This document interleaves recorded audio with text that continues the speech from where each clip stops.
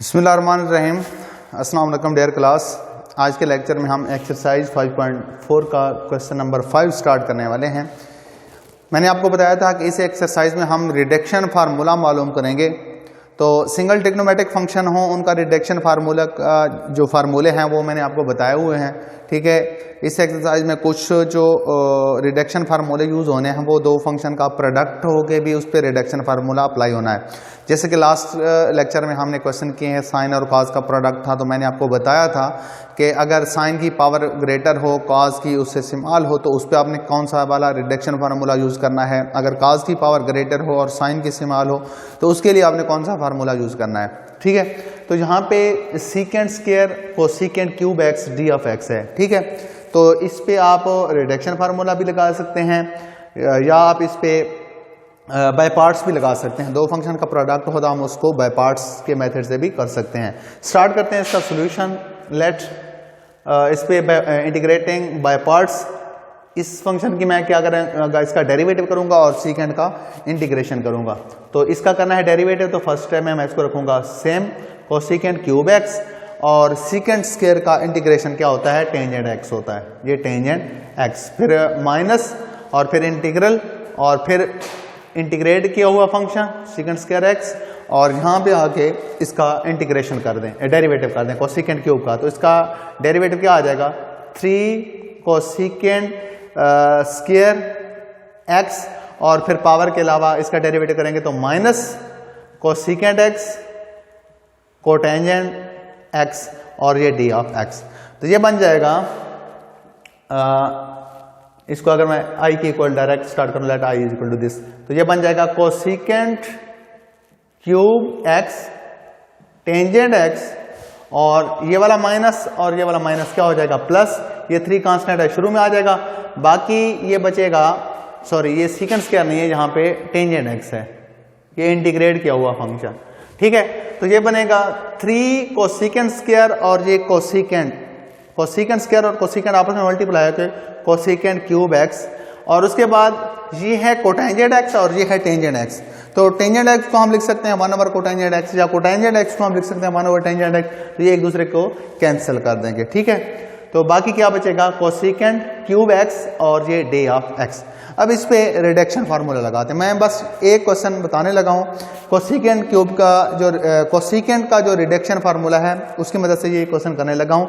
इसके बाद जो क्वेश्चन नंबर 7 है, ठीक है, सॉरी उसमें आगे क्वेश्चन आएंगे जिसमें कोटेंजेंट आएगा या सीकेंट आएगा, उसका रिडक्शन फार्मूला क्या होता है, तो उस तरह के हमने क्वेश्चन पहले किए हुए हैं। ठीक है, तो इसका मैं फार्मूला लिख देता हूँ। अगर आपके पास इसका कोसेकेंट का जो है वो reduction formula, cosecant N X D of X, ये इक्वल होता है -1 over n - 1 cosecant X cotangent X और plus 1 over n - 1 integral cosecant n - 2 X D of X. ये है इसकी इंटीग्रेशन। अगर इसको मैं 1 करके इसको यहाँ पे छोड़ दूँ, इस पे आप लगा दें रिडक्शन फार्मूला लगा दें, तो ये किसके इक्वल आ जाएगा, यानी यहाँ पे ये जो cosecant cube x D of x है ये किसके इक्वल आ जाएगा, -1 ओवर n की जगह क्या है 3 - 1 2, और ये बन जाएगा cosecant X cotangent x plus 1 over 3 - 1 2, और इंटीग्रल कोसेकेंट और n की जगह 3 - 2 1 हो जाएगा, और ये डी ऑफ एक्स। आप कोसेकेंट की इंटीग्रेशन क्या होती है ये आप जानते हैं, natural log of cosecant x minus cotangent X और प्लस का कांस्टेंट। ठीक है, तो ये कोसेकेंट क्यूब का बाय रिडक्शन फार्मूला, ये उसका आंसर आ गया, उसकी इंटीग्रेशन है। इसको जाके इसी क्वेश्चन नंबर 1 में यहाँ आके इसकी वैल्यू पुट कर दें तो जो आंसर बन जाएगा वो इसकी इंटीग्रेशन बन जाएगी।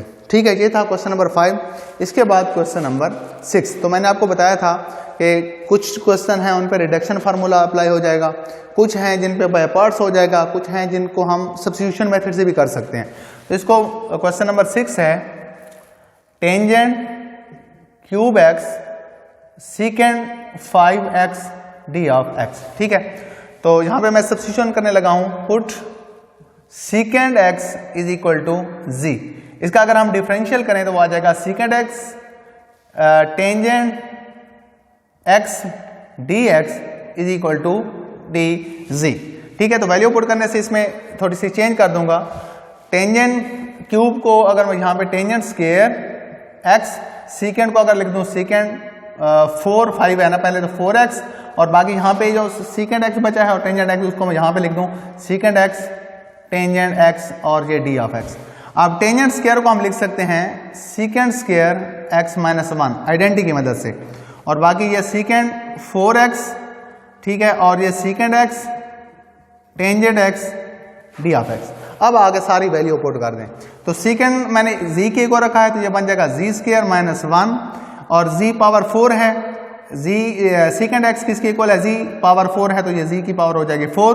उसके बाद सीकेंड x tangent X D of X, ये किसके इक्वल आ गया है, डी जी के इक्वल आ गया, तो ये डी जी। ठीक है, तो इसको मल्टीप्लाई करते हैं, ये बन जाएगा जी 6 माइनस जी 4, ठीक है, और ये डी जी। अब यहाँ पे इसको इंटीग्रेट कर दें, ये बन जाएगा जी 7/7 और माइनस जी 5 और 5 प्लस कांस्टेंट। ठीक है, अब जी की वैल्यू पुट कर दें, सीकेंड एक्स की इक्वल है तो ये बन जाएगा सीकेंड 7x/7 माइनस सीकेंड 5x/5 और प्लस का कांस्टेंट।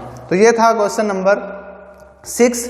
उसके बाद क्वेश्चन नंबर 7 जो है वो बिल्कुल इसी तरह का है, कोटेंजेंट एक्स और यहाँ पे इसकी पावर है 5, उसके बाद है कोसेकेंड पावर है 4x डी ऑफ एक्स, और इसकी इंटीग्रेशन करनी है। तो जैसे यहाँ पे मैंने सीकेंड एक्स को जी के इक्वल रखा है, इसका डिफरेंशियल किया है तो कुछ और पार्ट जो है वो डी जी के इक्वल आ जाएगा।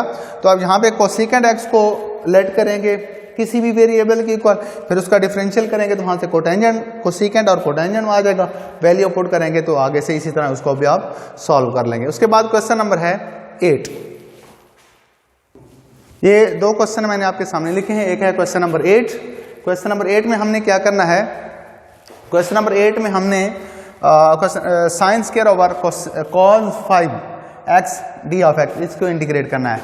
तो इसका सॉल्यूशन स्टार्ट करते हैं। इसको लिख सकता हूं मैं sine square x over cos power 5 को हम लिख सकते हैं cos square x into 1 over करके cos cube x D of x। ठीक है, तो यहाँ पे इसको अगर मैं चेंज कर दूं, sine square over cos square ये इक्वल होता है टेंजेंट स्क्वायर एक्स के, और 1 ओवर cos है तो ये किसके इक्वल आ जाएगा, सीकेंड cube x D of x. तो ये बिल्कुल आपका क्वेश्चन नंबर 6 की तरह बन गया है। वहाँ पे सीकेंड पावर 5 थी और टेंजेंट स्क्वायर था, ठीक है, जहाँ पे सीकेंड क्यूब है और टेंजेंट का स्क्वायर है। तो इसको आप खुद से ट्राई कीजिएगा क्वेश्चन नंबर 8 को। ठीक है, उसके बाद क्वेश्चन नंबर 9 है। क्वेश्चन नंबर 9 है कोटेंजेंट 4। तो ये भी इसमें समझाने की ज़रूरत नहीं है, डायरेक्ट आप कोटेंजेंट का रिडक्शन फार्मूला लिखें। ठीक है, रिडक्शन फार्मूला यहाँ यानी जहाँ पे n है तो वहाँ पे आप 4 लिखते जाएं।